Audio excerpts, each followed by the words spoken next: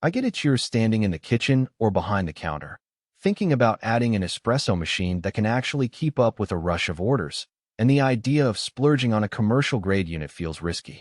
You've probably read a few glossy ads that promise cafe-level quality, but then wonder if you'll end up with a machine that takes forever to heat, drinks a ton of electricity, or just sits there gathering dust because it's too complicated for a single-person operation. That hesitation is real, and it's the same feeling I had when a friend of mine, who runs a small brunch spot, asked me whether a dual-group machine was worth the investment for his space. Link is in the description if you want to check the product details on Amazon. The AMIBAOFU commercial-grade semi-automatic 2-group espresso machine is positioned right in that sweet spot between homebrew enthusiasts who want to step up and tiny cafes that need a reliable workhorse without breaking the bank. It comes with a 1.6-gallon stainless steel boiler, a rotary pump, and 2 group heads that let you pull 2 shots simultaneously. On paper, that sounds like you could serve a steady line of lattes without the bottleneck of a single group.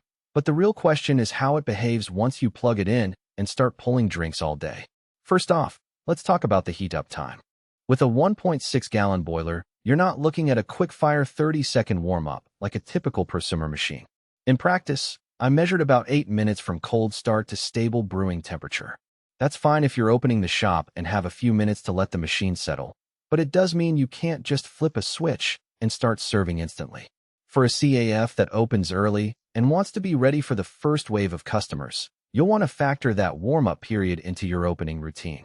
The rotary pump is one of the more noticeable practical strengths. Unlike vibratory pumps, which can be louder and sometimes give a pulsing feel when you pull a shot, the rotary design here is quiet and provides a consistent pressure curve. In a real-world setting, that translates to smoother extractions and less noise in the back of house, which is a subtle but appreciated perk when you have conversations with customers nearby.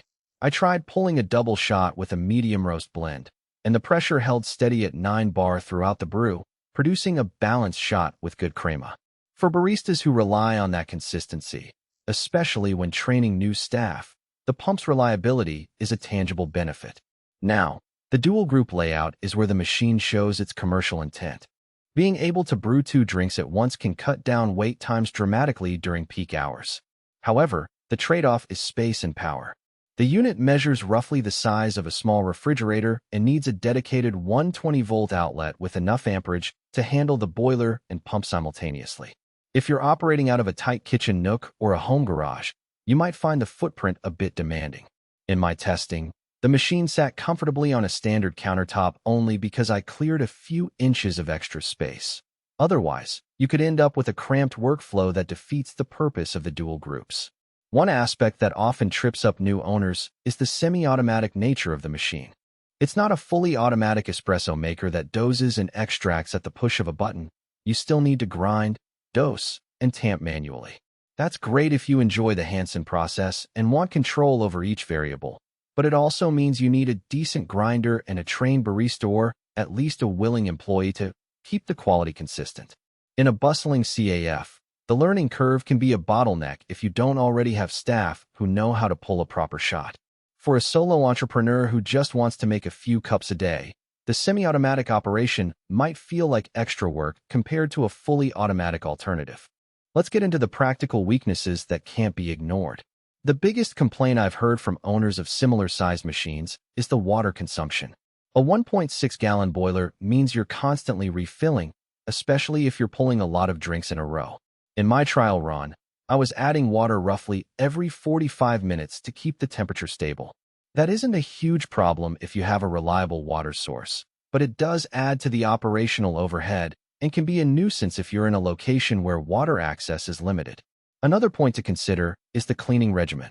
Dual-group machines have 2 brew paths, 2 steam wands, and a sizable boiler that needs regular descaling. The manual recommends a weekly backflush with a cleaning solution and a monthly descaling cycle. If you skip those steps, you'll start seeing temperature fluctuations and a drop in pressure. For a small team, that maintenance schedule can feel like a hidden cost both in time and in the price of cleaning chemicals. In my experience setting,